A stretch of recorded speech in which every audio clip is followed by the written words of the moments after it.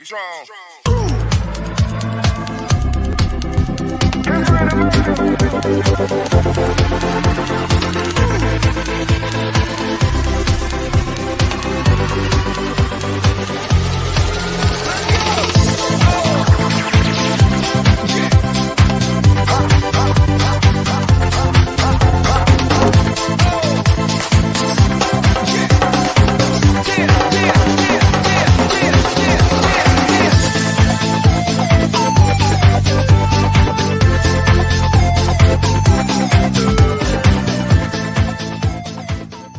Well, a very, very, very happy Monday to you guys. Good morning, wherever you guys are listening or watching us on the TNC Sports Talk YouTube channel. Thank you guys for tuning in to us. It is Monday, June 6th. Make sure all the buttons and bells and whistles work. Well, I want to first welcome you guys into a brand new show called The Throw-In. With Justin. I am Justin. Thank you guys for tuning in, and you guys probably have a lot of questions, and let me try to do my best to give you a lot of my answers. So you're probably the first question you guys are probably having is what happened to the Justin and Trey. So let me start off there. The Justin and Trey show. Make sure all the microphones are working adequately.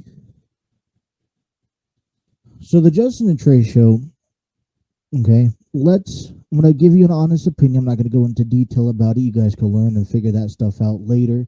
But we have experienced or went through a little bit of some conflict of interest over the past few weeks, and you guys could kind of see the pattern over the last month. There has been a good amount of, shows been missing consistency, and like I said, there has been a conflict of interest, of conversation, and at this point, we have officially decided that we will just be stepping away and taking a break from that show. Now, nothing is wrong with either Trey and I or either the entire team.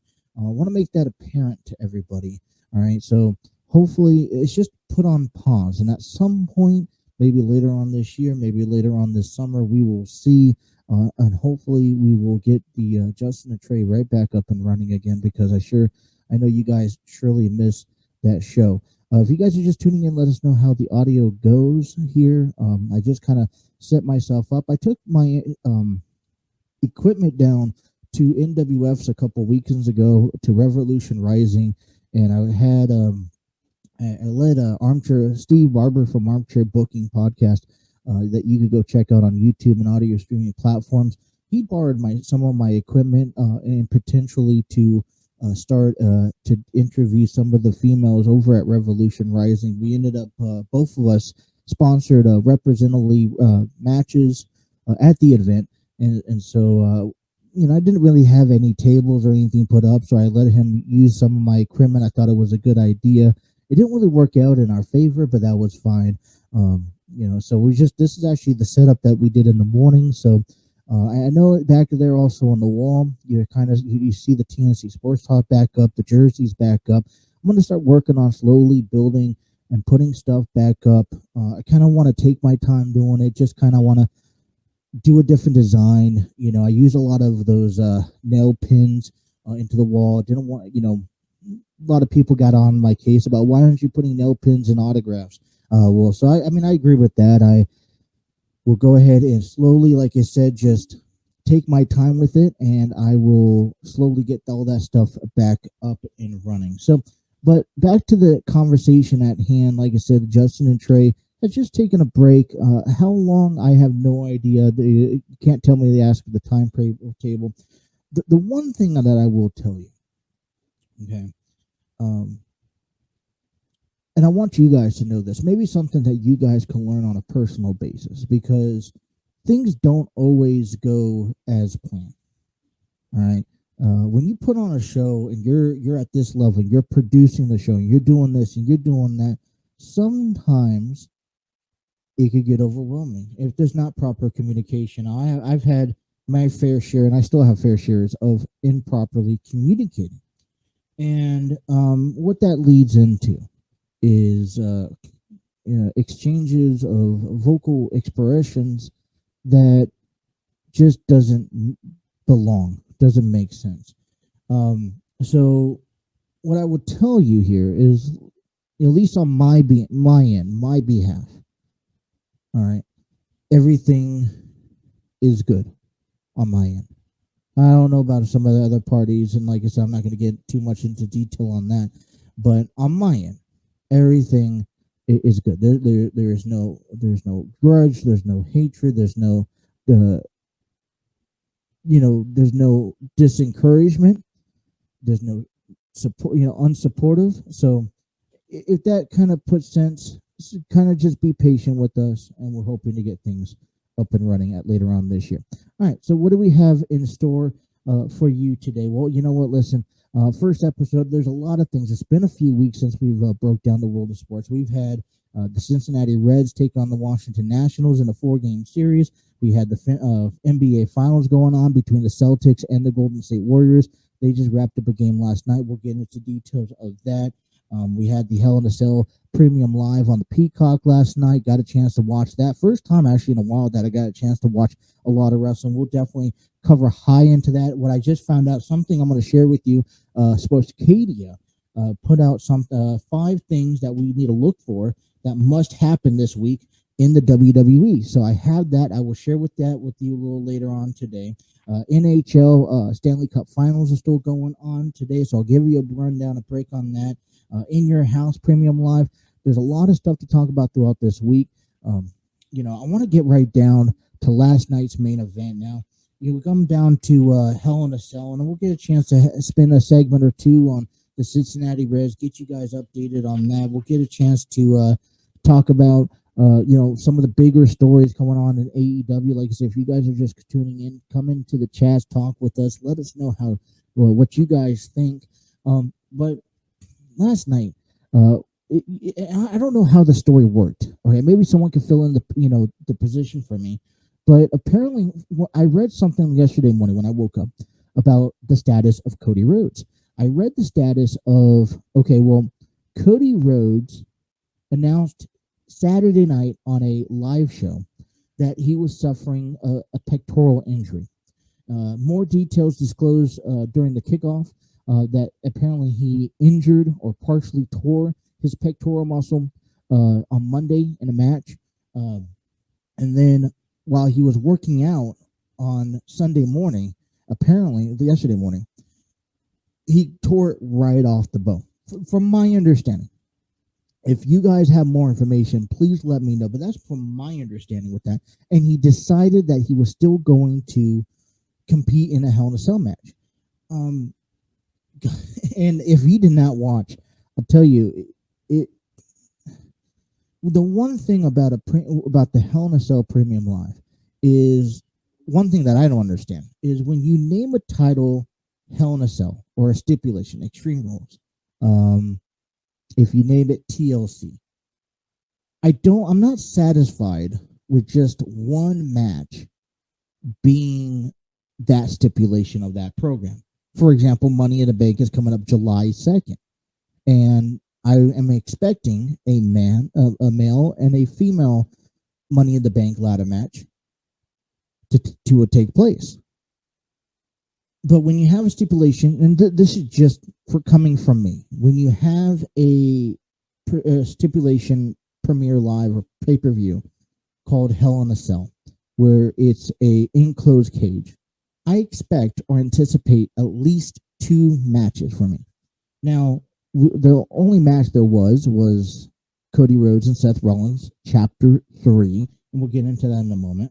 But we did see, the one thing I was surprised, we did see how much they emphasized Extreme Rules. We had the triple threat match that kicked off the show, and we'll talk about the girls here a little later on in our program.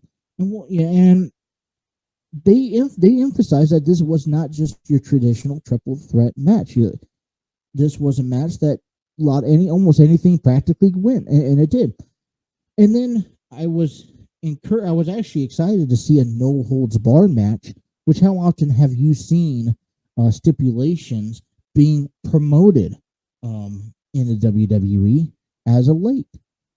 We get down to Seth Rollins and Cody Rhodes inside a Hell in a Cell. I had no idea what to expect, what to anticipate in this match after learning Cody Rhodes suffers a pectoral tear. Okay, we don't know, and that's the other thing. I don't know the extent, the amount of time that he's going to be out. The only thing I know is that he came out and his chest was black and blue. My jaws dropped. I was kind of putting the show together late last night, and I take a lot. I missed his entrance. He took off. Everyone just stopped and stared. I'm like, what is everyone staring for? So I looked back. I looked at the TV, and I'm like, oh wow, that's what they meant when they said pectoral tear. And listen, you got to give Cody some major credit for going through what he's gone through. And I'm going to be honest, it was not that bad of a pay-per-view. All right, I think the females hit it off really well. They set the standards pretty high. And like I said, I have plenty of thoughts about that coming your way. Listen, Happy Corbin and Madcap Moss. Now, this was a match that I didn't think that should have happened. I didn't think that this was a match that I would be intrigued on. Listen, I saw a different side of Madcap Moss, which I'm excited. I'm intrigued to learning more. It's something that I want to tune in. Tune into Friday Night Smackdown and talk about. We also talk about the Kevin Owens as Ezekiel. Now, it didn't turn out. I think for me, that was probably my least favorite match, only just because I feel like they took way too long in putting that match on. This has been a feud that has gone back and forth, and they haven't really they haven't really went one-on-one with each other since the debut of Ezekiel. And I think that there's still a lot of questions out there when you talk about, okay, character-wise, Ezekiel is not Elias, but deep down we know. But when I'm thinking of this match, right? So Kevin Owens picks up the victory last night, and what's next? All right, what did this do to Kevin Owens? All right, was this a big enough win that should be given its proper attention? What's next for him? All right, what's next? And that goes to the other side of the table. What's next for Ezekiel? All right, is Ezekiel going to come out tonight on Raw and exclaim that he is Elias? I mean, he didn't get the upper hand. Obviously, his the beginning of his career kind of is starting to go down in the drain. I don't know how much or how far you could run with Ezekiel's gimmick before the WWE gives up. And I feel terrible because I know that Elias is a really talented athlete, and I know he was off screen for a good amount of time because they wanted him to do a character change. I didn't think that he needed a character change. I liked the character that he had prior to that. I felt like that was his real self. I felt him coming out with he was very talented on the guitar. He was able to sing. I mean, he was running away with it. It was WWE stands for Walk with Elias. And now they change it up. They bring Ezekiel, Ezekiel out. They spend way too much time trying to prove. And when here's the thing, when you're spending too much time trying to prove to somebody or to an audience that somebody is that person, after so much time, if you don't move on from it, then you're just not going to believe it. And I'm pretty sure Kevin Owens is going to come out tonight, and this is not going to end. All right, Kevin Owens is going to come out, and say, Ezekiel is Elias because I won the match, which doesn't prove anything. Just because you won a match doesn't mean Ezekiel is Elias. But at the same time, let's look at the counterfactors here. Elias is going to come out, or Ezekiel is going to come out, and put it that way. And he has two options. You can either say that he is Elias, which kind of ruins the entire bit, in my opinion, or he could come out and say that, hey, I'm still Ezekiel, and he won't drop it. And my question is where is this going to go between these two men?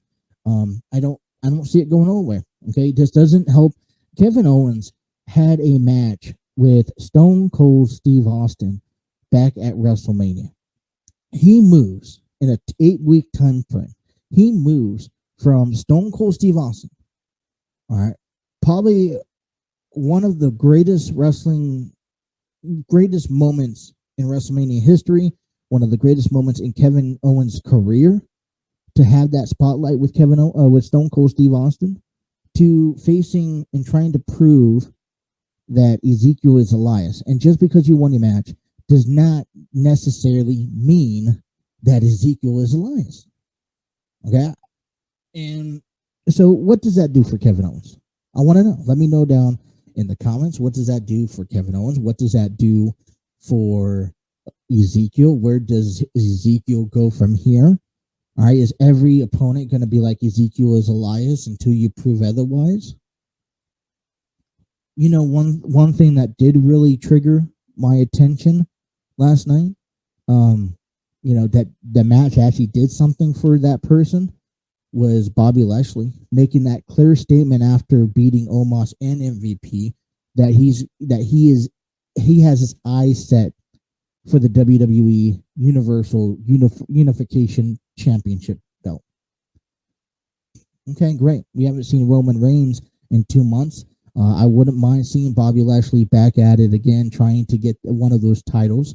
What does this? I think there's a lot of questions that should be answered between now and especially as we start making our approach to SummerSlam.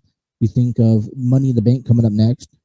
We should be finding some information out tonight about exactly what those ladder matches should start looking like. All right, for both the men and the female side.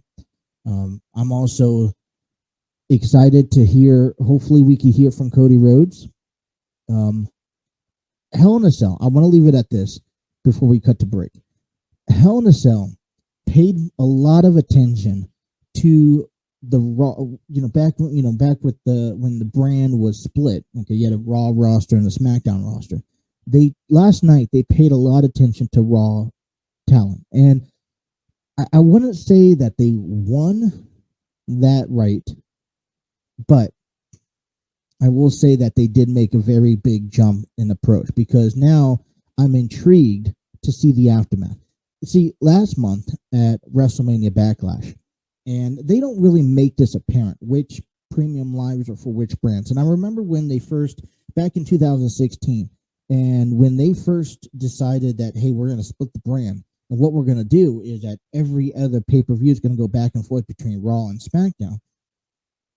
They were actually apparent on what was going on. Okay, they were apparent on. Okay, they made it clear. Okay, this is a SmackDown. With the color changes, this was a SmackDown event. Last night was a clear image that this was a Raw event, and I tell you that they needed this event a lot more than anything else, because Raw has been a downhill spiral. Okay, and that's a lot to say, considering that you got Bobby Lashley on that card, Seth Rollins, Cody Rhodes, Kevin Owens, RK Bro. That's a lot to say, that Raw is on a downhill spiral, at least in my eyes, with the audience. I mean, do you come home on Monday nights and say, hey, let's watch 3 hours of Raw when they don't have a main championship on the on their brand? All right, their main champion is Roman Reigns, and where is he at? He doesn't show up. Is he going to start showing up more? That's the question to ask.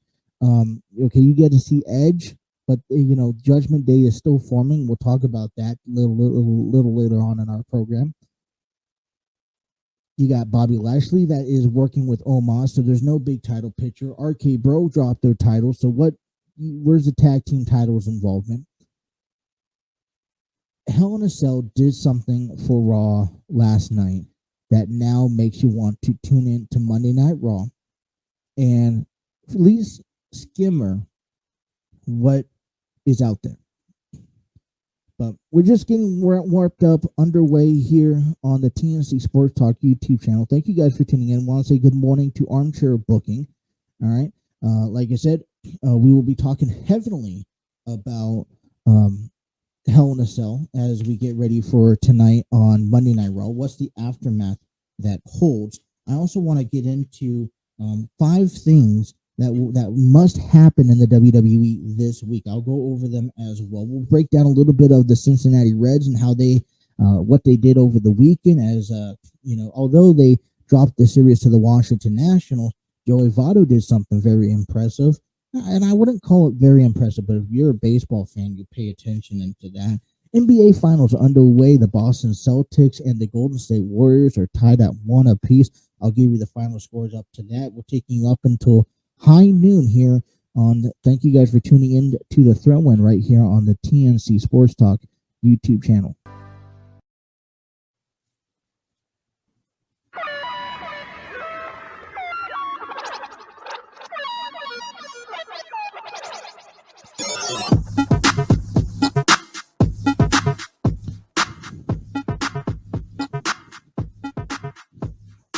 You guys are watching and listening to the throw-in right here on the TNC Sports Talk YouTube channel, which is given to you in thanks to StreamYard, where you can create your podcast, YouTube videos, host virtual business meetings, and more. Guys, check out StreamYard.com for more information and start their free version today at StreamYard.com.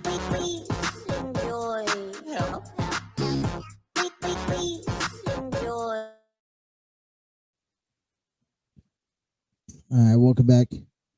You guys able to hear me? Let me know. Give me a thumbs up. I had my main computer frozen for a second. And looks like we get all that back up and running. Let me know if you guys can hear me clearly. I'm sure Booking if you're in there. Alright, I think we're good. I had just give me a 1-letter syllable. Give me a Y if you guys can still hear me.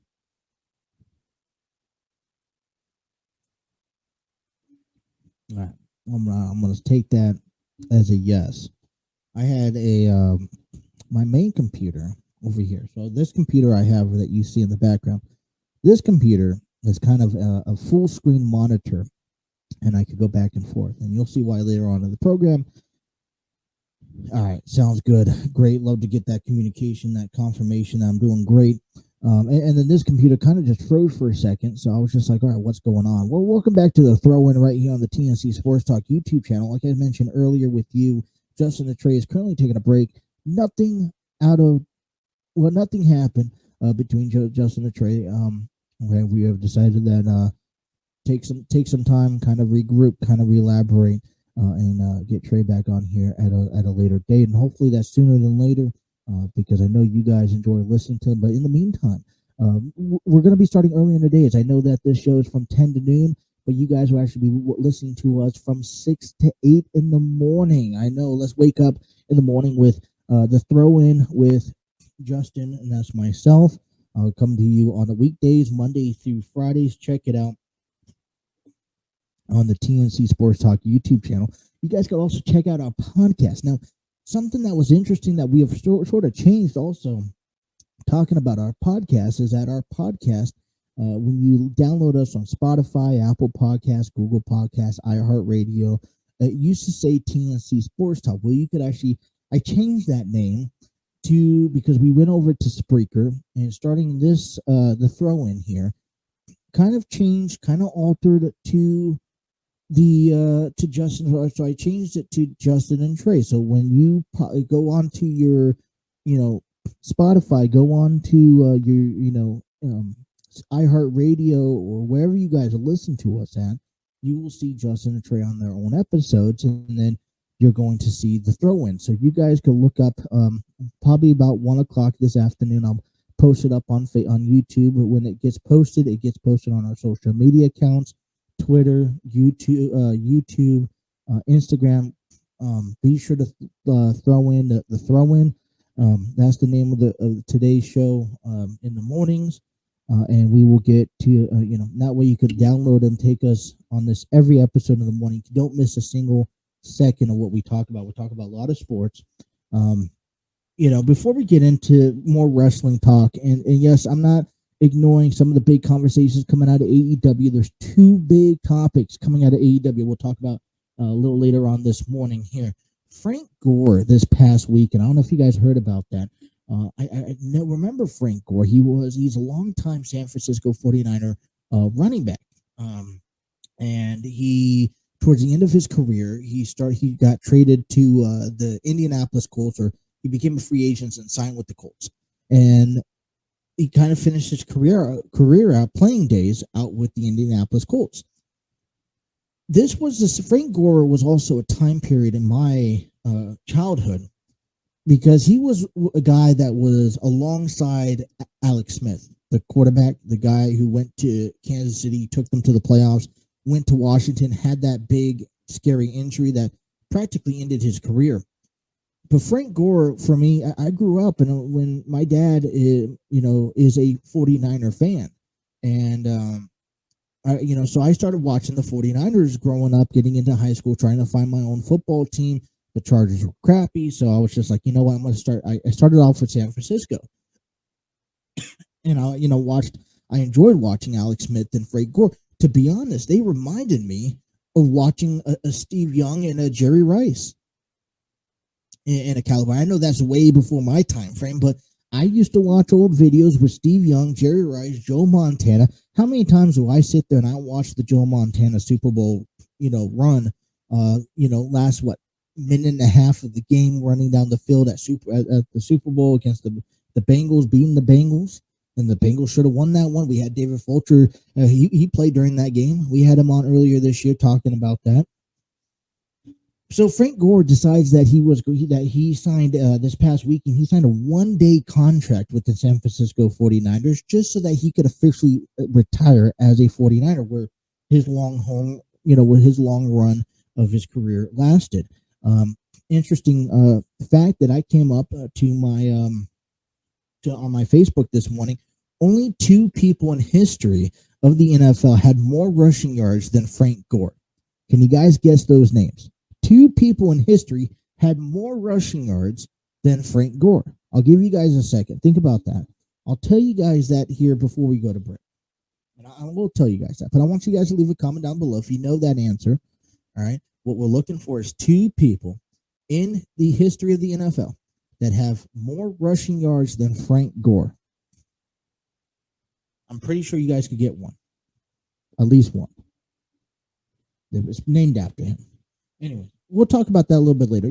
Something coming out of the Hell in a Cell last night. And I don't know, there's a little bit of controversy of what happened with Seth Rollins. Are we done? Okay. I just read it. I'm sure Pooking's post here. Emmett and Sweetness. Who do you think? I don't. Maybe I'm maybe I know who you're talking about, but who is Sweetness to you? That's kind of what I'm curious about. I know Emmett. Emmett's correct. Emmitt Smith is 18,355. Looking for the other one. You said some Sweetness. I don't know what his nickname was. So if you guys, yes, there you go. All right, ding. Hey. Yes, I'm sure, Brooke, I'm going to give you 10 points for your credit there. Yes, it was Walter Payton at 16,726, and Emmitt Smith had 18,355. And Frank Gore had an even 16,000 for rushing yards, which for me, I think is just incredible. And to be able to watch, a guy like, I grew up watching Frank Gore. I grew up watching guys like LaDainian Tomlinson.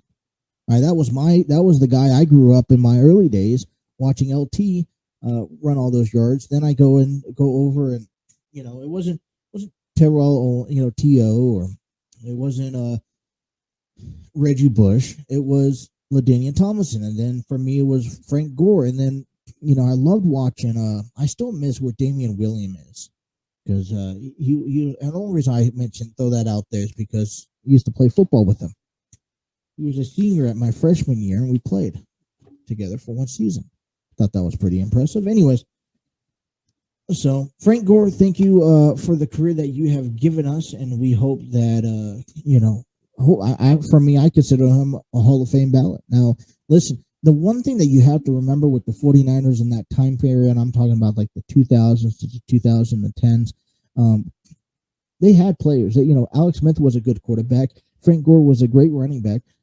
But these were guys that the rest of the team just sucked, and they couldn't do nothing. They couldn't get nowhere, and they were probably a laughing stock of the division, if you asking me. Let's get down into. I do want to talk about. There's a lot of controversy, I believe, going on. Are we done watching Cody Rhodes and Seth Rollins compete? I know I am. I knew before Justin and Trey separated. Trey said he was done too.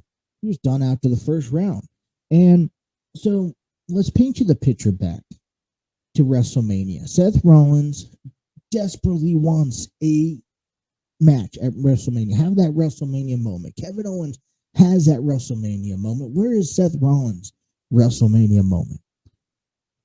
Cody Rhodes comes back. We knew it was rumors and speculations ever since he left, ever since the Royal Rumble, apparently. And I was okay with that. I was actually excited to see Seth Rollins and Cody Rhodes WrestleMania. Now, they had a match moving forward at WrestleMania Backlash where, Cody Rhodes takes another victory. This time, Seth Rollins wanted a rematch, which I understand because Seth Rollins was not mentally, physically, and emotionally prepared to what he had to face at WrestleMania. So he asked for a rematch. He got his rematch. He went and did the dance again with Cody Rhodes, and he lost. Okay, when you ask yourself for an open challenge match in professional wrestling, you don't know who you're coming up with. And let's take it as a fan's perspective, because we really didn't know at the end of the day who his WrestleMania opponent would be. So we just, it could have been The Undertaker for all we knew. And how do you mentally prepare for each and every different person at WrestleMania? How do you mentally prepare for you? Because Cody Rhodes' wrestling style is different than The Undertaker's wrestling style. So how do you mentally prepare for that? So I'm understandable. The first two dances, that's fine. When I was skeptic was seeing Cody Rhodes challenging to Seth Rollins for a third and final time, and I sure hope this is a final time, at least for now, inside the Hell in a Cell. Now, here is where I think the ball goes back and forth on the table. You had two of the similar matches, and don't get me wrong, these were incredible matches. Last night was an incredible main event. Seeing the same match, it's to see how personal it got right away. When Cody Rhodes came back to the WWE, they didn't hesitate. They got personal. Cody Rhodes comes out here, comes back, and he makes that statement, the very instinctive statement. There's two reasons why he's back, which it leads into one. He wants to come back to the WWE to make a name for himself. That mid-card kid growing up into his own, okay, wanting to erase the past of what he started off with to write his own legacy in his own name. He wants to also win the title that his father was never given an opportunity to win the title. Seth Rollins has no problem instigating those factors right away, and I'm all cheers for it. Now, listen, let me ask you this. I say that I was done with this feud a while back. I think they took it up a level last night. Seth Rollins coming out in those yellow polka dots, imitating, getting that inspiration from Dusty Rhodes. The fact, I think it also plays a huge fact that whatever situation it was with Cody's injury with his pectoral muscle and all the bruising he has, the fact that he went through, I want to say, what do you guys thought? What, 25, 30-minute match? Solid. Tables, chairs, everything in the books, you name it, they went through it, kendo sticks, and for me, that right there, he could have backed out. I mean, if I tore my pectoral muscle and I'm all black and blue, I'm backing out for sure. I feel like now there's just a level of respect for both Seth Rollins and Cody Rhodes, because Seth Rollins did not take it easy on Cody Rhodes. Okay, he did not. He didn't do anything right. He sat there and gave it everything he had. He brought the emotion out of it. He made it personal, and he kept it personal throughout the match. And in order for Cody Rhodes to finish, he had to get personal, and he accomplished it. I thought that was a really great match. And what does this do? Because, like I said, WrestleMania Backlash does not get any attention like they should have gotten. And, in my opinion, there's, Raw needed a lot of attention. Right? This Cody Rhodes and Seth Rollins deserves to be main evented. Raw needs that attention. That's why most of the matches was from the Raw side of the show, which is great, because now, for the first time in probably since the night after WrestleMania, I want to actually tune in and watch what happened to what's happening tonight on the Aftermath, because we had a great opener and a great main event. So we'll get into that. Like I said, still 5 things to come. What must happen this week in the WWE? What to look out for here. We'll talk more about In Your House NXT Premium Live that happened on Saturday. Braun Breaker walks away champion. The Toxic Attraction walks away with the titles as well. They seem to be unstoppable as well. There's a lot of great fractions going on. Have you noticed that the Bloodline started it all? And then you got Toxic Attraction in NXT. Now you got, Imperium was dominant, and then they kind of just farted on that. And then you had, then Judgment Day is looking pretty good as they picked up the victory over Liv Morgan, Finn Balor, and then AJ Styles. All right, let's take a break. When we come back, I want to talk a little bit about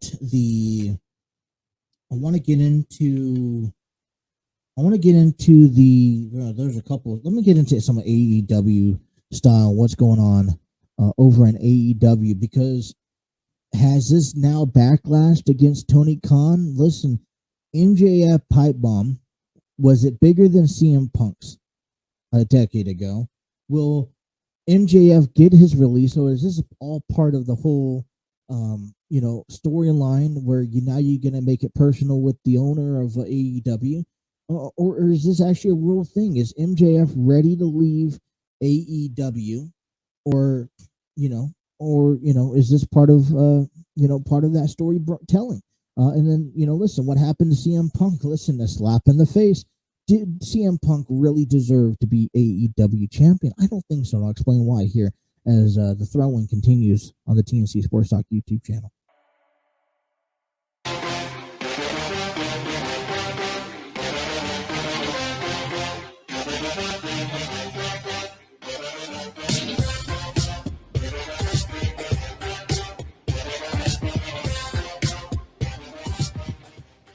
TNC Sports Talk is proud to be sponsored by SeatGeek. When you spend your first purchase of $50 or more, you guys can save 20% off at SeatGeek.com using promo code TNC Sports Talk. So the next time you guys get your sporting events, buy your baseball tickets, football's coming up this year, concerts, all right? Be sure to check out SeatGeek. And like I said, when you spend $50 on your first purchase, you use promo code TNC Sports Talk, and you'll save 20% off your next purchase. SeatGeek.com.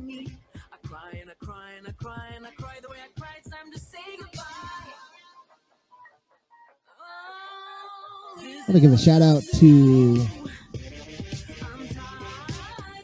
the very, very happy couple. I don't see that I have any issues with them in this sense, but I want to give congratulations to Tay Conti and Sammy Guevara over this past weekend, who got engaged and is yet to be married. TMZ reports, so this feels for me like a Jersey Shore moment, but TMZ reports that Sammy popped the question while they were visiting the Eiffel Tower.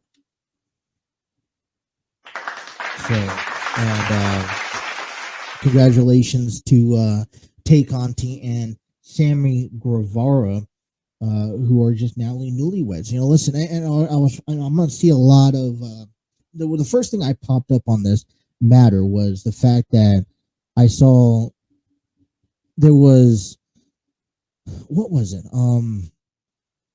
I saw a Facebook post how Sammy Guevara proposed 10 months ago, and now he's proposed again to another female 10 months later. And listen, life works that way. I don't you can't really tell. I mean, in my opinion, you can't really determine how long does it take. Maybe things work and maybe work out, maybe things don't work out. I mean, I just recently got into a relationship, and listen, it works out. And now I'm doing good.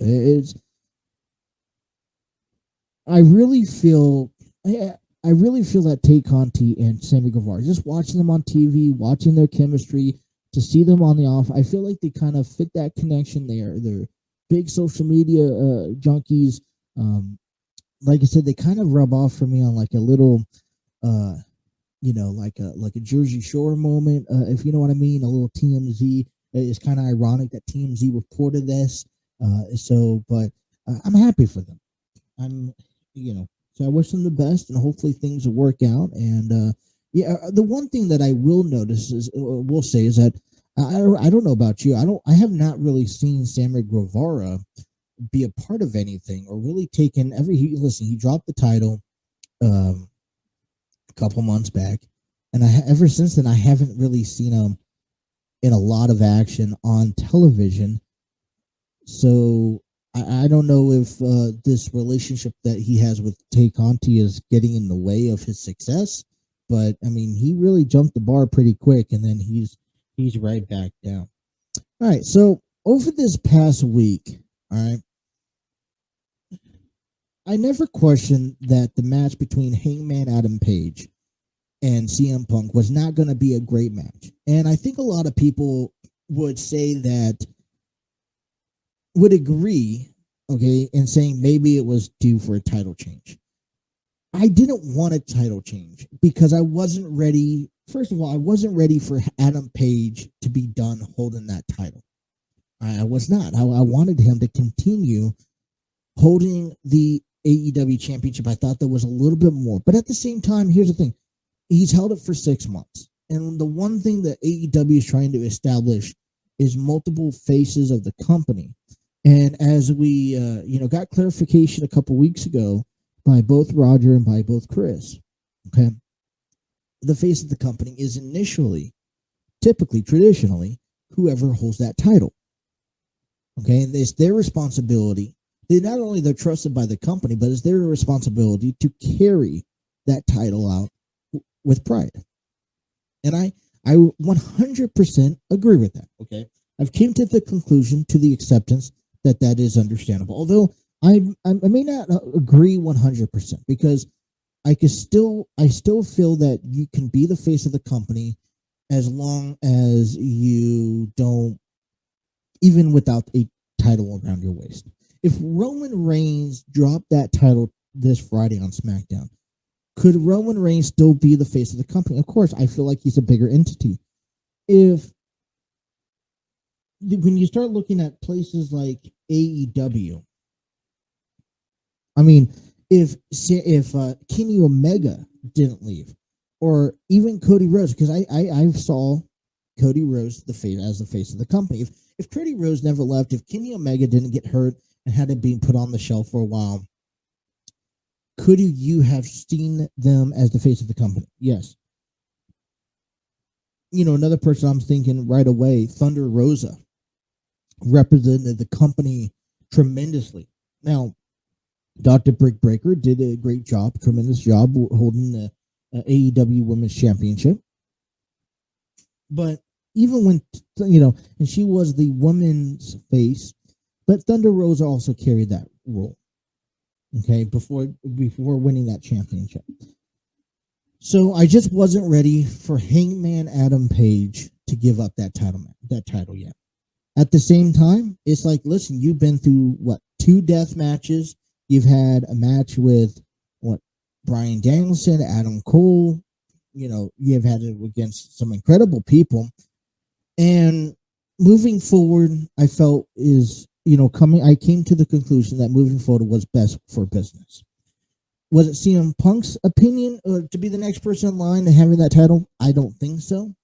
I feel like the AEW has kind of thrown him and pushed him to be that person.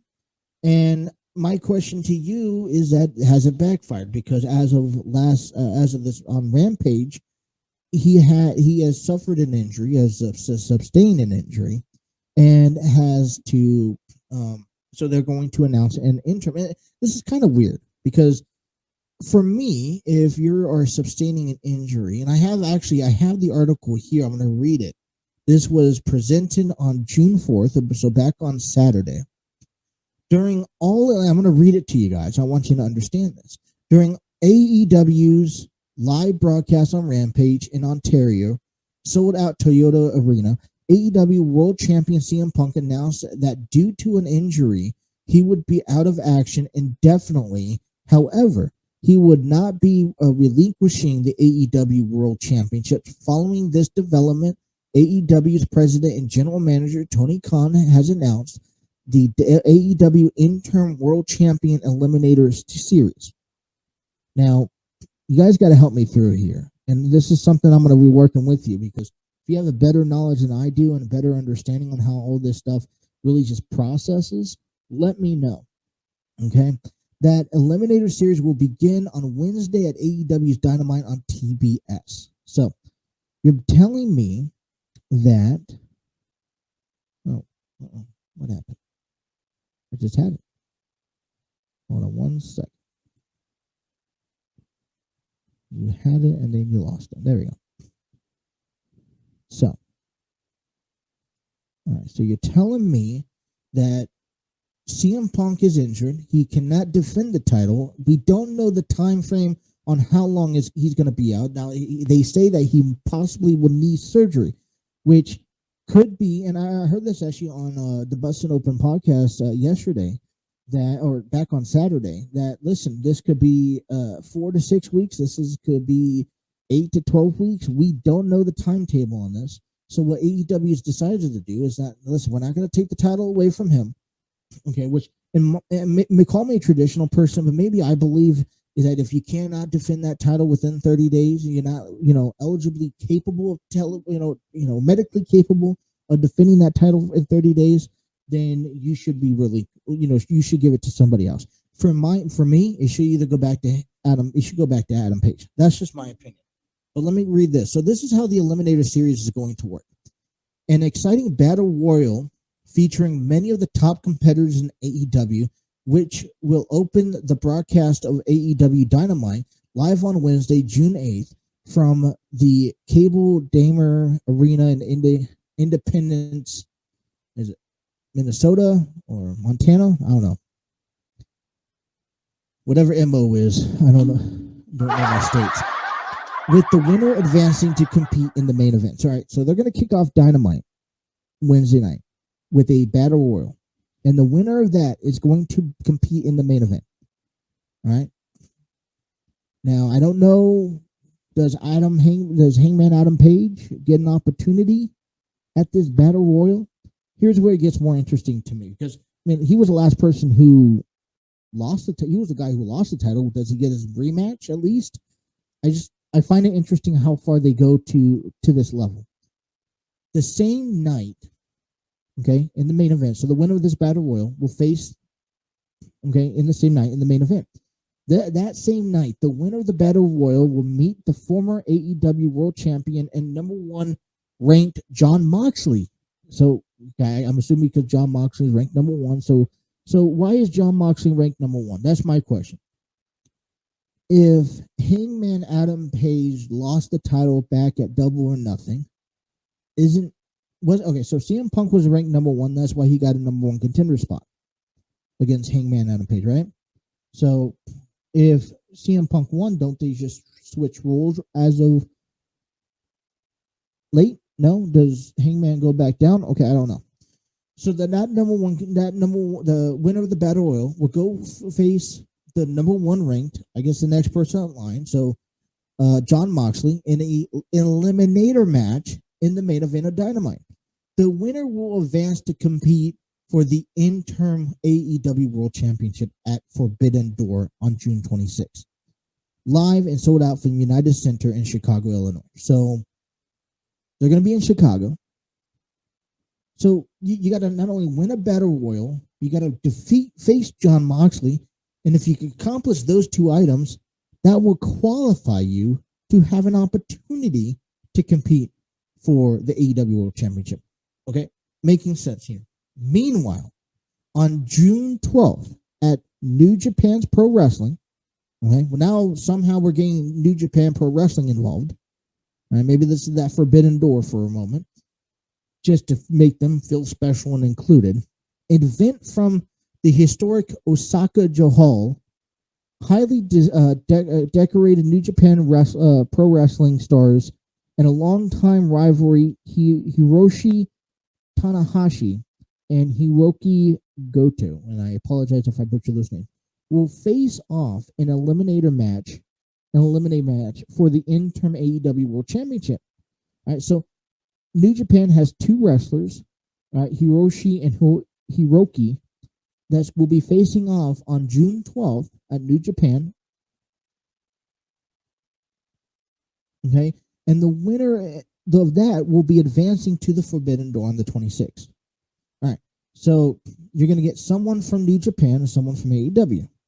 The winner of AEW's June 8th Eliminator match will face the winner of New Japan's Pro Wrestling June 12th Tanahashi versus Goto Eliminator match in the main event for Forbidden Door. So we're announcing the main event. So by June 12th, at the end of the night of June 12th, which is what, a week from 6 days, we will find out who will be facing each other at Forbidden Door in the main event on June 26th to crown the interim AEW World Championship. All right. So this is all just to get to a interim position, a temporary spot, right? After AEW World Champion CM Punk is medically cleared to compete, which there's no timetable, the winner of the AEW's interim championship Eliminator Series will face CM Punk in an AEW World Championship unification match. So you got to win a battle royal, and you got to beat John Moxley after that all in one night in order to be qualified in your end. Then New Japan's going to get involved, and it's going to be a New Japan versus AEW at Forbidden Door to find out the interim, which basically, in my opinion, is going to be a number one contender spot for the AEW Championship. So whenever CM Punk comes back, I feel like that is just a lot of information, in my opinion. Let's continue that and more, because I want to talk more about the Jim JF promo that he dropped. And realistically, let's take a deeper dive into how this is looking. Justin and Trey, the throw-in is continuing here on the TNC Sports Talk YouTube channel.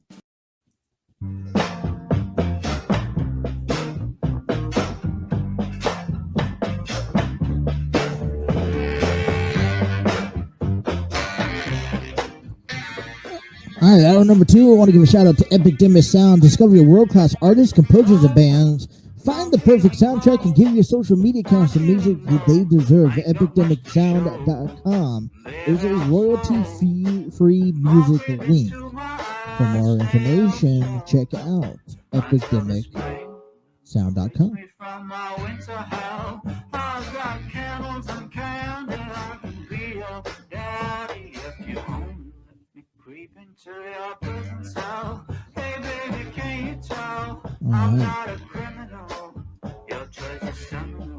Hour number 2, listen, it's going to probably take me a couple days here as we get used to the new show called The Throw-In, as Justin and Trey has taken a little absence here due to just some conflict of interest. Nothing personal, nothing intense, nothing negative here, but we just decided that we're going to take a wild break, okay? And as you guys missed, you've been listening, he's doing perfectly fine. over there on his end. So we do wish Trey, Courtney, Adam, the entire crew the best of luck. But in the meantime, you guys can watch us here. Now, I know we are on from 10 to noon, but I do want to remind you that we will be going live from 6 a.m. to 8 a.m. So waking up early in the morning for you guys and putting on this nice show, the throw-in here on the TNC Sports Talk YouTube channel. If you guys are also looking for us here later on today, and I will be posted on our social media pages on Facebook, on Instagram, on Twitter, you guys can find, or at least on Facebook and on Facebook. I got on Facebook, Twitter, and TikTok. I will let you guys know once those episodes come up, so you guys can follow and download and listen to every episode. And don't miss a single action. If you guys miss this, you guys can rewind it or download and listen to it later while you guys are at work. All right, that article, that form that I read right before break, you guys can find that there on our Facebook page at the TNC Sports Talk. And basically that is explaining by Tony Khan how this interim championship works. Like I said, I mentioned earlier that CM Punk is out due of an injury, may or may not require surgery. There's no timetable. Some say 4 to 6 weeks, some say 8 to 12 weeks.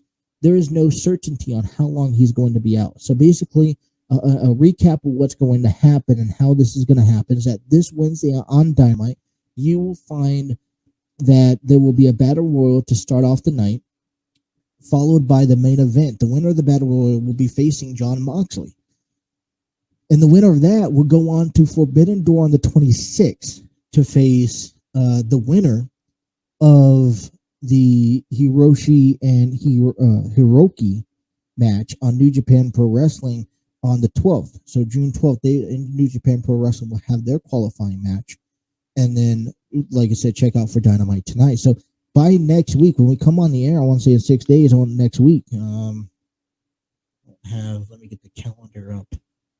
Next Monday, when we come, we will live here first thing in the morning. We will tell you what that match is going to be. What we were expecting would happen in 2 weeks from there. So stay tuned for that. But I think this begs the question for the topic is, where does Hangman fit? Does he get an opportunity at being in the conversation? Does he get an opportunity at becoming AEW champion? Why does he have to go through so many battles as well? And I understand there's, AEW is all about opportunity, and I like the opportunity it's given. And Forbidden Door, I think it makes sense when you have an AEW and a New Japan Pro Wrestling. But do you really see a New Japan Pro Wrestler hold that title? And right now, if you're asking me just as of today, after having to sleep on it and thinking about it for a little bit, I could say, fair enough, that AEW could look to have a New Japan Pro Wrestler hold that interim AEW championship, waiting for CM Punk to come back. I just don't understand why they will allow Punk to hold it for such a long period of time. Talking about the whole idea here, this one thing. So if you guys didn't pay attention, last week, MJF cuts a big, massive promo, kind of like a pipe bomb, something that CM Punk done nearly a decade ago. You guys remember that? Now, I'm not going to go replay copyrights issue. I don't want to get involved or be in the middle of that. But you can't start off Monday morning without talking about that, can you? MJF cuts a promo basically saying, listen, I am your biggest highest selling athlete in this program. I give you the most TV ratings when I'm on TV. The match between MJF and CM Punk was probably the match of the year in AEW, and rightfully so. All right. I remember watching that match a few months ago, the dog collar match, and that feud, probably one of the greatest feuds in AEW history as of yet. Okay, I will say the only match that is contenders to MJF and CM Punk there was two matches in my opinion. The Lance Archer death match with Hangman Adam Page, and then also for me was the Thunder Rosa and Dr. Britt Baker at St. Patrick's Day Slam for inside that steel cage match.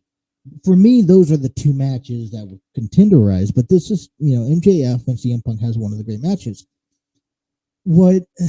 And basically MJF has asked, basically pleaded at this point, saying, why wait until 2024? So his contract, from understanding, is his contract is supposed to end January 1st, 2024. So they will give him about a year and a half left on his contract. There's rumors and speculations going out throughout the year that MJF is separating himself from AEW and potentially looking at going to WWE. Now, in order for this to happen, he needs to find a way to get out of his existing contract with AEW, with Tony Khan. And then he could go on to WWE. Now, I don't know if MJF belongs in WWE. I can't say that to a certainty. But but what he did last night, or not last week, was something pretty incredible. And something I feel like a lot of people wish that they can do, is be able to talk to their bosses that way. So bad that they had to cut his microphone off. I think this begs the question, and if Armchair Booking is listening to this, I want maybe spin an episode on MJF. You think about what MJF has been through. He's had this feud with CM Punk. Okay, this long tenor feud that took a couple months to tell. Incredible story. He doesn't beat CM Punk. But at what point does your money-making seller deserves the spotlight as champion? What's wrong with putting MJF as your champion? What is least wrong with giving him the opportunity as putting him as a champion? I would love to see, I feel like Bryan Danielson is out on injury. I don't think he'll be there on Wednesday. We'll talk more about that. But MJF has done a lot for AEW over this past year, as long as I've been watching.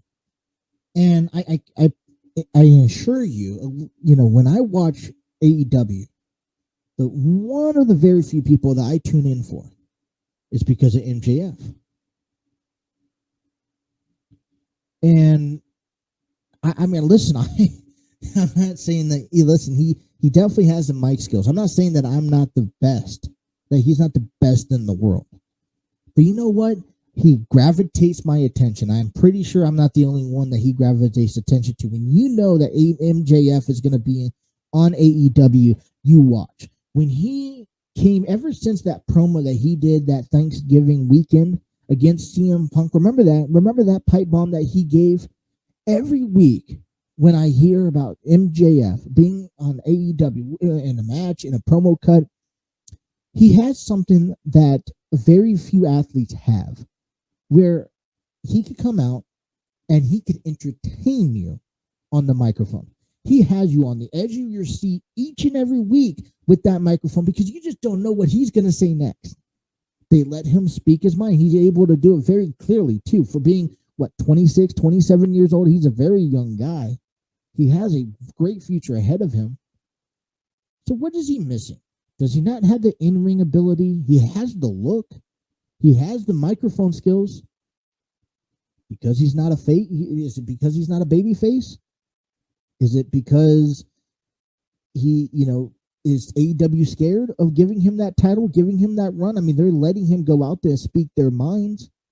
I know that. I mean, I've heard that plenty of times on the Busted Open podcast, how AEW and how they're designed, they give them the agenda. They don't really hold them back of what they can and can't say. And I mean, it makes you question a little bit, because last week he kind of did go to an extent, and it took them until the very end where he started cussing every other word, and they had to black out everything, to the point where then they turned off his microphone. So exactly, why is AEW holding back from MJF? And does he not deserve better? when you have a guy who everybody, even non-AEW fans, will tune into just to listen, or will find a YouTube page just for MJF stuff. I was watching. I reran that promo. So I listened to the promo that happened last week with MJF, and then I revisited the promo that he had with CM Punk. And man, it just seems to get better. And everything that he said is not wrong. I mean, it does remind me of CM Punk to a certain extent, but everything that he said is not wrong. And I don't know what AEW has in store. Okay, he just got done going through Wardlow. Okay, so now looks like Wardlow, clean hands. He could do his own thing. I don't know what AEW has in store for him now. And that's the other thing. No one's really paying attention about Wardlow. I have not seen him in really the spotlight in a week. You would think after the match that he had with MJF that he would get some sort of match or opportunity. Right? I mean, TNT Championship? I don't know. Maybe it's time. Is he done with Sean Spears? I don't know. It's going to be interesting throughout this summer to watch. Now, they said that it's the summer. Last week I saw a Facebook post said it was the summer of Punk. Obviously, he is injured and he's going to probably be out for the summer. But before we found out that he was injured, I was disagreeing with that social media post. It was like, it was the summer of Punk? No, it's the summer of MJF. He kicked off this summer with the pipe bomb. What did CM Punk do? Kick off the show? Kick off the summer with the 6-man tag match? So, if anything, I'm watching AEW this Wednesday. Matter of fact, I'm going to be watching AEW a lot better this Wednesday. The fact that Punk isn't there. Does Punk really need that title? What does that do for the company? I feel like the AEW's been spoon feeding him. I feel like CM Punk. Tell me if I'm wrong.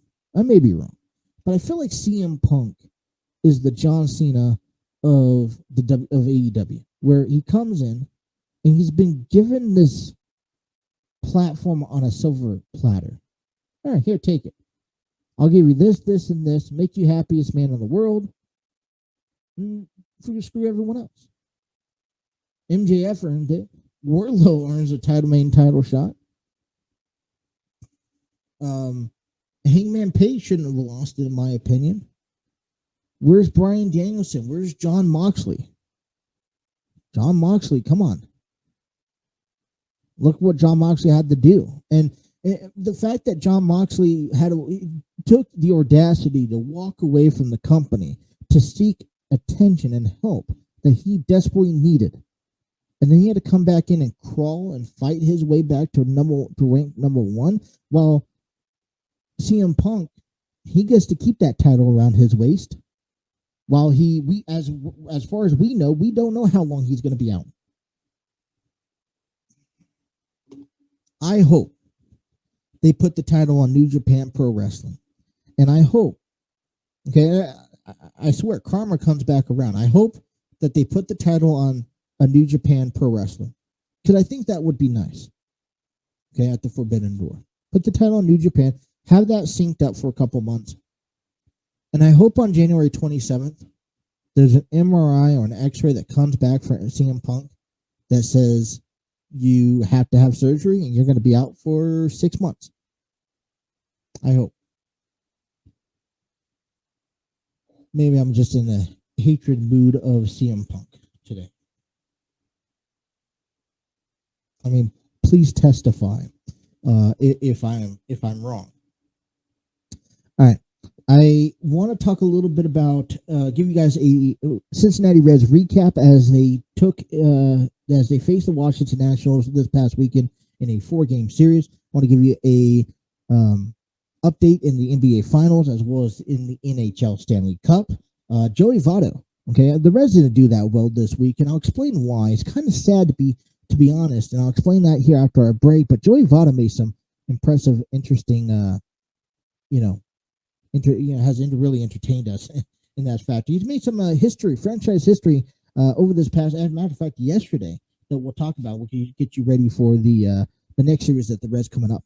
All right, you guys are listening to the throw-in here now Monday through Fridays from 6 to 8. Like I said, we come on here today as an intro show. We should be live tomorrow from 6 a.m. to 8 a.m.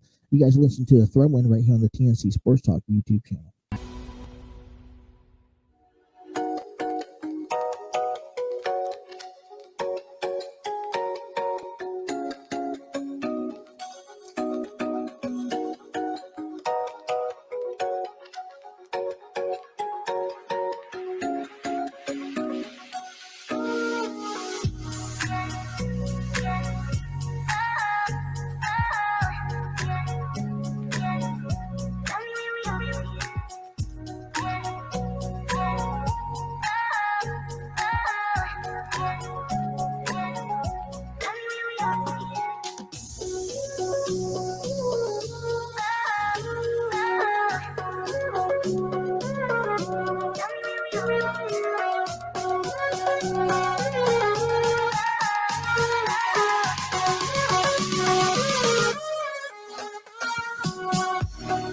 All right, welcome back here on the throw-in here on the TNC Sports Talk YouTube channel. Thank you guys for tuning in on this Monday morning. Our new show scheduled with the throw-in Monday through Friday from 6 a.m. to 8 a.m. You guys can check us on Spreaker, Apple Podcasts, Google Podcasts, iHeartRadio, Spotify, and more. Check out TNC Sports Talk on YouTube. Download each and every episode. Take us on the road wherever you guys go, and be sure to tune in. All right, so back with baseball. It's been a while, and I am excited. So let me just find a good opening. Good. I like a little bit of background music with our baseball work here in the World League of Sports. I'm going to start with basketball here on this side of things. NBA Finals kick underway. Game 2 was last night between the Boston Celtics and the Golden State Warriors. Back in Game 1, the Celtics beat the Warriors at home. But prior to this, the Warriors had 9 consecutive home game victories. Boston beat them 120-108, taking Game 1. Golden State comes back and takes Game number 2 by a swapping 107-88. They will take on Game 3 on Wednesday as they head over to Boston. Game 4 will be also in Boston on Friday. And Game 5, which they will come on to the 13th. So you got that would be next Monday. That they will be back in Sacramento. So that is into your NBA Finals. And listen, I'm going to give you my quick thoughts on this here. Never expected Boston Celtics to make it back to the finals. I've always said, though, this is, NBA playoffs, that I wanted to see Golden State and Boston. I'm finally getting this. Now, I haven't been all up to date with NBA. I'm actually kind of glad the playoffs took forever, man. And it's kind of hard to maintain that consistency when you were talking about wrestling, when we're talking about baseball and football and the NFL draft in the month of April. So many things are going on. You had WrestleMania, you had MLB starting, and all that stuff. But NBA Finals and NBA Finals drag out to a month and a half, and I'm pretty sure a lot of people are excited about that. And but man, we're at the finals already. I'm excited. I'm excited to see that happen. All right, last night also, what we saw as well was the New York Rangers and the Tampa Bay Lightnings over in the NHL, where the Tampa Bay Lightnings won last night 3-2 against the Rangers. They lead the Rangers still lead the series 2-1 as they will face each other in Tampa Bay tomorrow night. We'll talk a little bit about that tomorrow. Coming up tonight, Colorado Avalanche takes on Edmonton Oilers. Colorado leads 3-0. They'll be playing tonight at 8 p.m. That is your NHL update. NFL, here's what I'll tell you about the NFL. I will tell you this.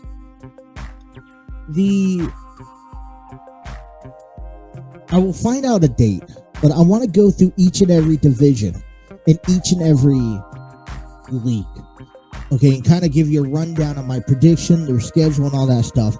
I know we were supposed to do that on Justin and Trey, but I want to do that before the official season starts.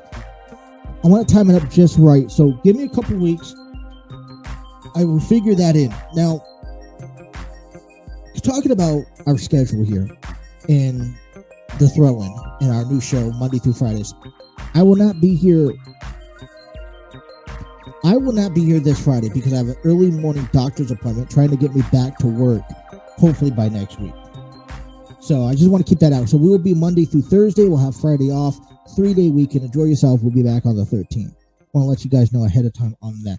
All right, well, now we're getting into the world of baseball, man. And I tell you, it was a little hard to watch. The Washington Nationals came into town. They took the series 3-1 in a 4-game series over the Cincinnati Reds to wrap up the weekend. Coming up back on Thursday, the Reds actually picked up a victory, 8-1. Back on last Thursday, Ashcraft picked up the victory with 7 innings, 4 hits, 1 run, 1 walk, 5 strikeouts. Really good outing by Graham Ashcraft. Home runs were hit by Joey Votto, Kyle Farmer. Back on Friday, the Nationals took an 8-5 win over the Reds. Mike Weiner makes his debut 2022 season, going 4 innings, 6 hits, 5 runs, 4 strikeouts. Tommy Pham and Joey Votto also hit the long ball there. Washington Nationals picked up an afternoon victory back on Saturdays, 10-8. I was tuning into a little bit of that game, saw a comeback come your way. I tell you, Tyler Mahle didn't go do that bad. He went 6 innings, 7 hits, 3 runs, 2 walks, 6 strikeouts. Santillan blown the save, 2/3 of an inning, 2 hits, 1 run, 1 walk, 1 strikeout. Hunter Strickland really gave it up for the Reds as he picked up the loss back on Saturday. 1 inning, 4 hits, 3 runs, 0 walks, 2 strikeouts. And as of yesterday, this is when they took the series. The Nationals won 5-4 final score. Luis Castillo, 6 in the 3rd inning, 6 hits, 3 runs, 4 walks, 6 strikeouts. Joey Votto did something incredible. We'll actually get to that here in just a moment. But overall, let's look at what they did this past week. And this is what I'm noticing here. It is sad to see, and disagree with me if you think I'm wrong.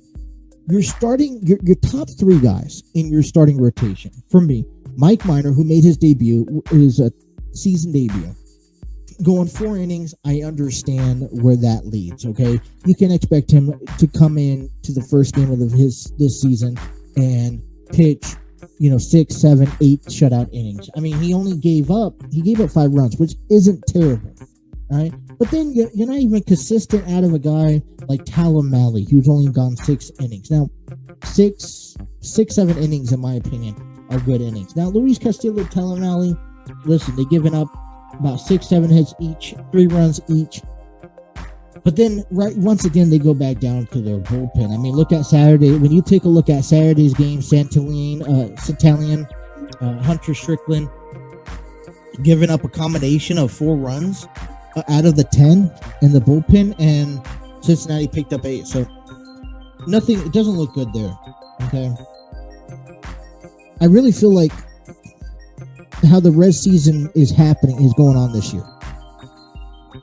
They got into a lot of injuries early on. And you talk about like Luis Castillo got onto an injury. Mike Minor was injured. Jose Barrero was injured. And then that was just the trickle effect. Because once the season started, it just went downhill from there. You started seeing Mike Moustakas get injured. Then now you see Jonathan India, Tyler Naquin on that injury list, and it doesn't seem to get better. Reds fall up short. I'm just trying to fight through. It definitely. I find it tough to see the starters. The fact that you have more confidence coming out of Graham Ashcraft, going 7 innings, only giving up 1 run, compared that one of your aces like Luis Castillo leading that, only going so long. I mean, I don't know.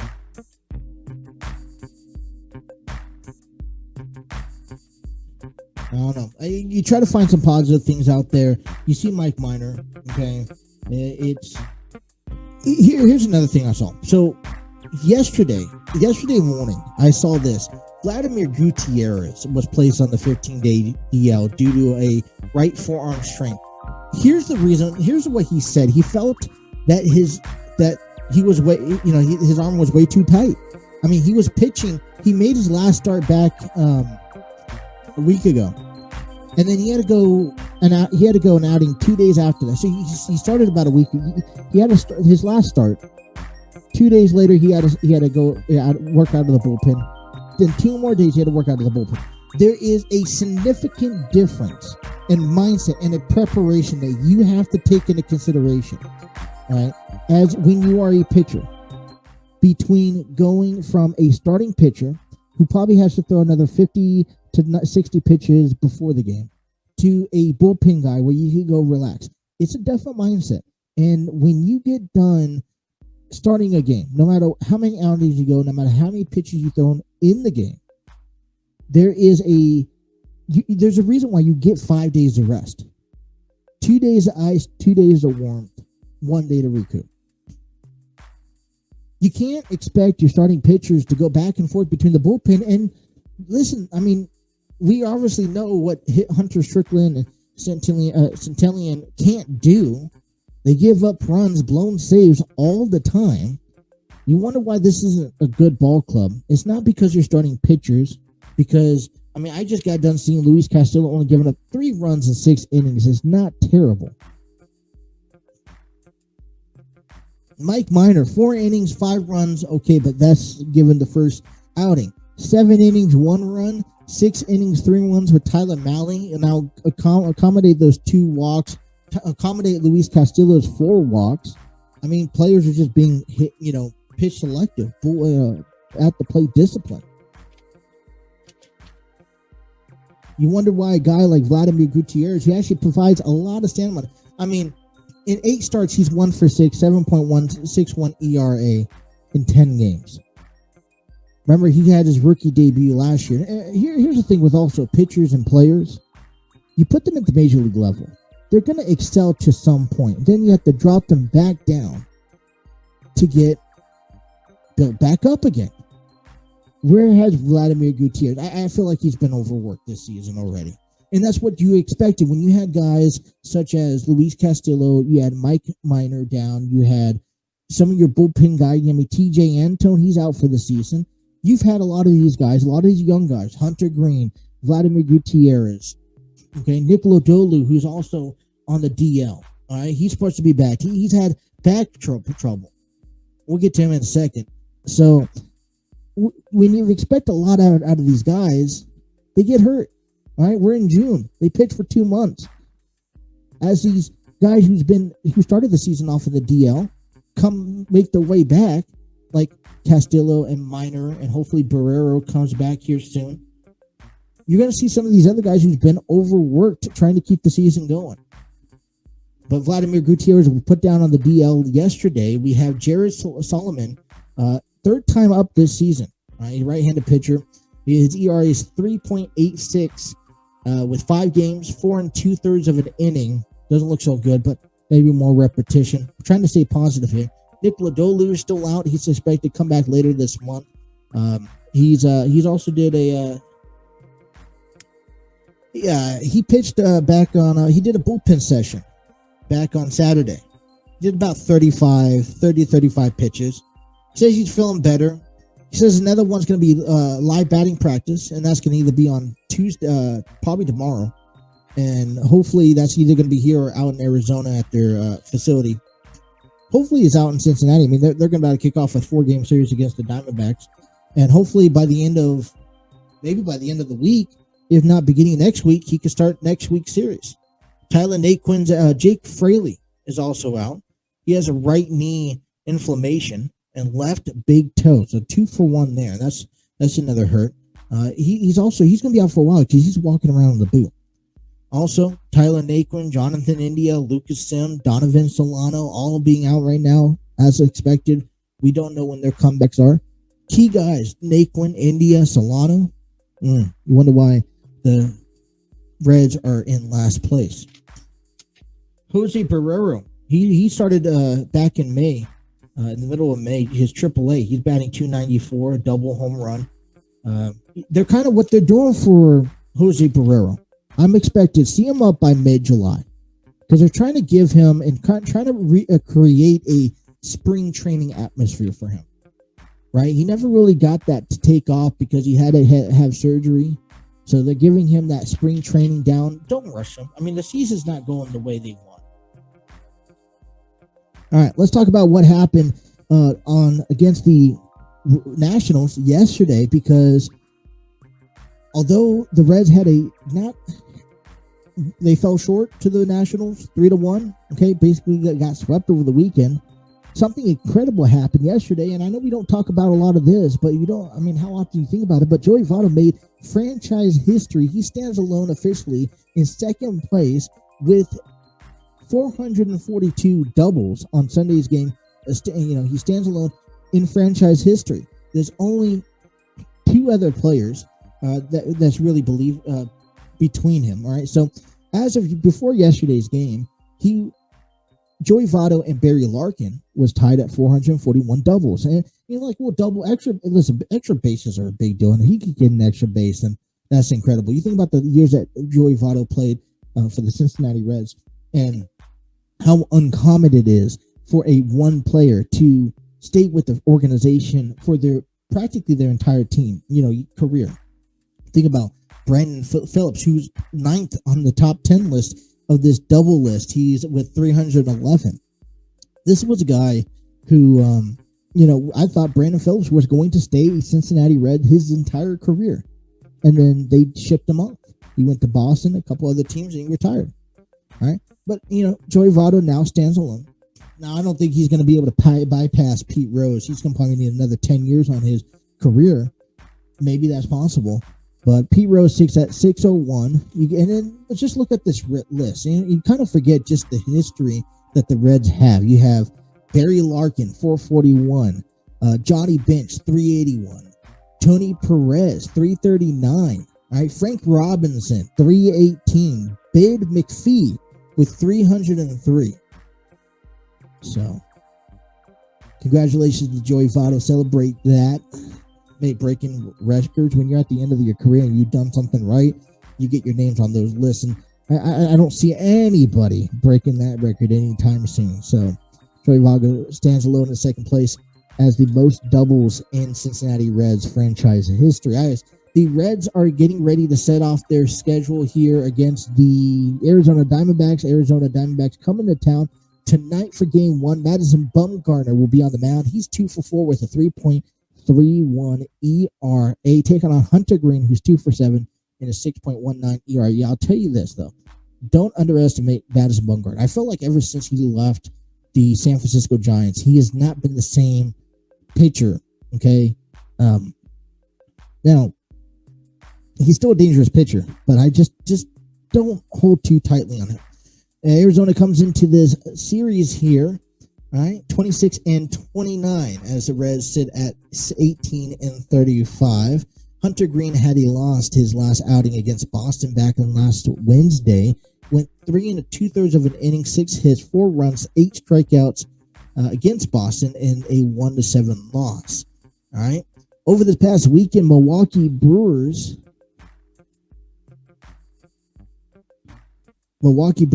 fell short to a 3-1 4-game series over the San Diego Padres over the weekend. Pittsburgh took a 2-1 game over Arizona. You talk about this Arizona team that came in. They're on a down streak. They lost the series to Pittsburgh. St. Louis and Chicago. St. Louis picked up the series tie last night in extra wins after they won a final score 5-3. So they will move on. Chicago's over in Baltimore tomorrow and Wednesday for a 2-game series. St. Louis in Tampa Bay will begin a 3-game series tomorrow, and Detroit and Pittsburgh also start on Tuesday on a 2-game series. Milwaukee still is sitting in first place. St. Louis Cardinals were a game behind. Actually, 2 games behind that. Oh, yeah. Nope, they're tied with them. I didn't update that from last night. Pittsburgh's in third place, 7 games behind. Chicago is 10 games behind Milwaukee, and Cincinnati is 13.5 games behind. So that is your standing. So we will provide a standing probably at the beginning of the week, at the end of the week, as we play it out. We'll see how this show works. All right, let's take our last break of the morning. We'll come back and I'll show you the 10 things that WWE has to do this week. TNC Sports Talk continues here on the throw-in continues here on the TNC Sports Talk YouTube channel. I'ma need safety. Tell her I can't snake me. Ray gun off safety. My girl so tasty. Tell her it's your world. She want the two-tone spaceship. Blow smoke screen daily, so the stress don't faze me. I'm going. I keep it factual. I'm on sabbatical. I'm out in Central America. I need a break from hysteria. Park like the all right. Welcome back here. Let's wrap up our first episode of the throw-in here on the TNC Sports Talk YouTube channel. Thank you guys for tuning in, wherever you guys are listening from. If you guys are downloading our episode later on Spotify, Apple Podcasts, Spreaker, thank you to Spreaker for providing an audio platform for us. And you guys got any show topics and all that stuff, please hit me down in the DM. Let me know what we want to talk about.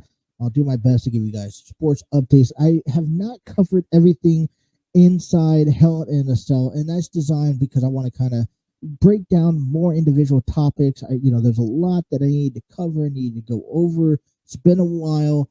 Kind of wanted to give you a rundown to what we were going through. So I want to just make that apparent that you did not hear everything for Hell in a Cell this morning. Like I said, we'll be back again tomorrow from 6 a.m. to 8 a.m. We will have Friday off due to an early doctor's appointment that I have to attend to. But we will be talking more about what's going to be happening. In a moment, I'm just going to be breaking down 5 things that the WWE needs to do this week coming out of Hell in a Cell. I kind of want to just update you guys just a little bit more, okay, about what happened and in the WWE, at Hell in a Cell last night. If you guys have not watched Hell in a Cell, this episode has been spoilers. You guys got to understand that. This is what we've talked about. This is what we watched. This is what we've experienced over this past weekend, and we cover the news and highlights in sports.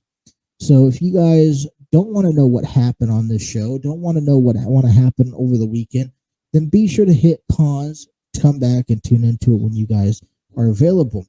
Remember, Cody Rhodes and Seth Rollins Chapter 3 took place inside a Hell in a Cell last night. Cody Rhodes yesterday morning apparently completely tore his pectoral muscle off the bone. It looked gnarly. It was black and blue all over the place. And the fact that he was able to compete inside a Hell in a Cell almost reminds me as when The Undertaker competed against Mankind inside the cell with a broken ankle. I will say that now, let's be honest, the level that Seth Rollins took last night by wearing Dusty Rhodes' yellow polka dot outfit was, I smiled. I smiled at this feud because I wondered how this feud was going to be able to get over. I was wondering, I wasn't in doubt of how well these athletes were capable of putting on a match for everyone. I knew it was going to be entertaining. We knew that. I don't think there was a question about that. It was the question of what was how can you buy me into it? And this is how you bought me into it.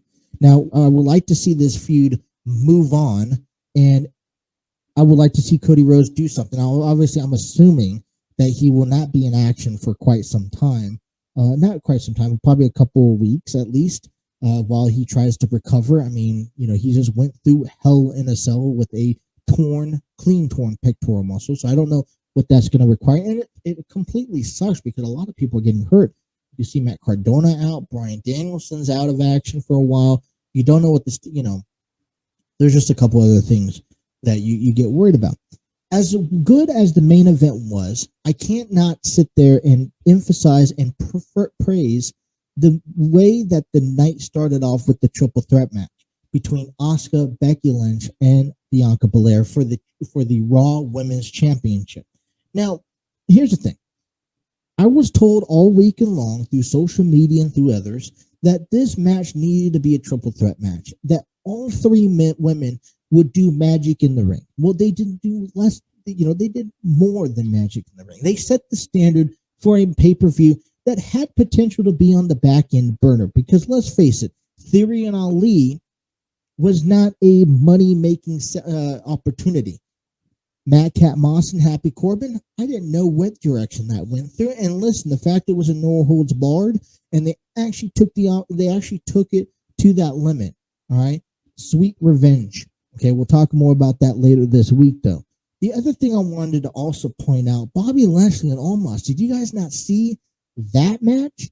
The fact that Omos speared and bulldozed Bobby Lashley through the barricade, and Cedric Alexander got involved, and now you're seeing that comical storyline being told with Cedric and Bobby Lashley and Omos and MVP, and MVP tapped out. I love just watching MVP, the fact that he was able to get in the ring and have a match with Bobby Lashley. Now, I don't know about you, but Omos, Bobby Lashley, and MVP is having a time of their lives. All right? Ezekiel and Kevin Owens. I'm not going to talk about that until probably tomorrow. The Judgment Day. I was honestly surprised about the Judgment Day and how much Edge got involved. You think about a guy who takes weeks to recover from a match. Okay, he's had matches with AJ Styles back at WrestleMania Backlash, and you keep on a premium live pay-per-view month-to-month basis, and he's competing. I enjoyed it. Now, like I said, we'll get to that here in a second, and then you talk about then you go back to this opening of the contest. Now, last month at WrestleMania Backlash, you had Charlotte Flair, you had Ronda Rousey, kind of put their stamp on their story that should have been told properly at WrestleMania, but never did. They waited an extra month.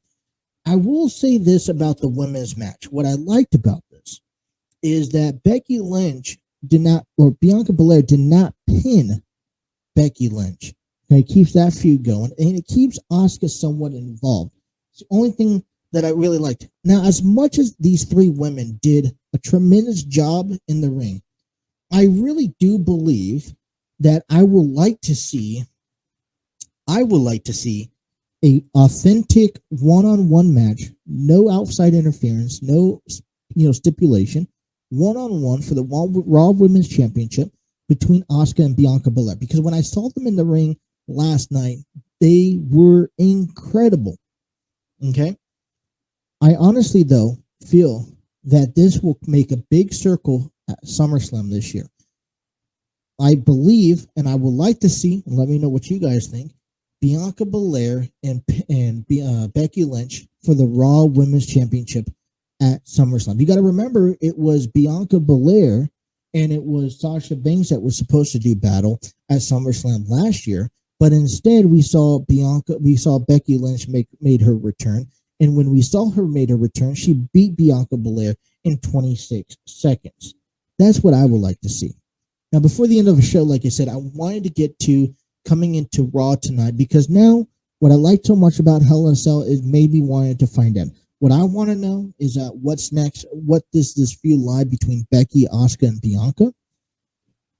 Bobby Lashley made a gesture of, hey, I'm going after, or I want to go after the championship, Roman Reigns. I am ready to go after him.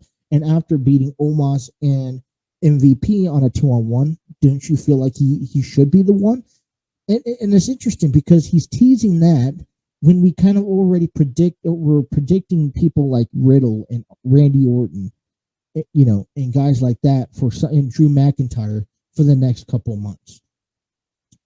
So what's next for Bobby Lashley? I want to see, what's next for Kevin Owens? Is Ezekiel Elias, will he come out and say that? What's next for Judgment Day? Is there another member? And then, Cody Rhodes. You have to hear from Cody Rhodes. But let me share with you the 5 things. Now, this article is coming from Sportscadia. 5 things that must happen on WWE Raw, NXT 2.0, and SmackDown this week. All right. So bear with me. Let me know what you guys think in here. Because over this past weekend, we saw 2 things happen. We saw In Your House. A couple things took place in Your House. You saw Carmelo Hayes retain the North American Championship. You saw Toxic Attraction retain. And then you also saw Braun Breaker annihilate, and retain his champion. The judge coming in at number 5 from Sportscadia. This article is found on TNC Sports Talk Facebook page. The Judgment Day welcomes a new member. Okay, that's going to be a key component tonight. You think about all these people, and the first guy that comes to mind, I'm going to tell you right off the bat, in my opinion, I'm saying Tommaso Ciampa. Okay, I know that, Trey's on the other hand. If you listen to Justin and Trey recently, he's mentioned before that Tommaso Ciampa is one of those guys. He's been, ever since he's been brought up, he doesn't have anything going for him, and this will be a perfect opportunity to get something going for Tommaso Ciampa. His career's kind of been a dud since he's been brought up to the main roster, and that is something we knew and we could talk about that tomorrow. A new challenger coming in at number 4. A new challenger needs to step up for Braun Breaker after defeating Joey Gracie. Who's next? Well, you know what? There's a handful of guys. I want to see Solo Sikoa step up to the challenge. I don't know if their NXTs are ready for that yet. Coming in at number 3, Asuka and Becky Lynch rekindle their rivalry. You got to remember, this rivalry between Becky, Bianca, and Asuka is really about Asuka and Becky Lynch. This was from the get-go since Asuka's returned. The only reason why Bianca's in the middle of this is because, one, we know that nothing's going to settle between Bianca and Sonya Deville. All right, Becky Lynch has been fixated on getting that Raw Women's title back, and especially after what we saw last night, where Becky finished the match, but Bianca got the pin and basically stole the title away from Becky. It's going to keep this 3-women lumbo in check. Okay, so how does Asuka respond? Because her gripe should be, Becky took me out. Also, Bianca pinned me. So look out for that tonight on this Raw. All right, and then coming in at number 1. All right, does Roman accept Drew McIntyre's challenge? All right, you got the Drew McIntyre will challenge and will win the WWE Undisputed Universal Champion. Okay, now listen, we still have Money in the Bank, we still have SummerSlam, we also still have, and then we have the Clash at the Castle. Now I know Drew McIntyre, that for me, 3 pay-per-views is far away. Now there's reports back and forth whether Roman Reigns will be competing at Money in the Bank. Most certainly, definitely, he should be competing at SummerSlam. But what lies before that challenge, and will that be something that stands up? So, what did we learn today? We've had a lot of things that's gone underway. Okay, the throw-in is just getting started. We will be back again tomorrow, 6 a.m. to 8 a.m., Monday through Fridays. Don't miss out. We will talk to you about the aftermath on Raw. We'll get you ready for NXT 2.0. There's a lot more sports I could talk about here. Not enough time on this episode. And we'll get you take a look at the Cincinnati Reds and the Arizona Diamondbacks as Game 1 starts tonight. Well, listen, I want to say thank you guys for tuning in. I appreciate it. Welcome you guys to the new show called the Throw-In on the TNC Sports Talk. And until tomorrow, you guys have yourself a wonderful day. Take care.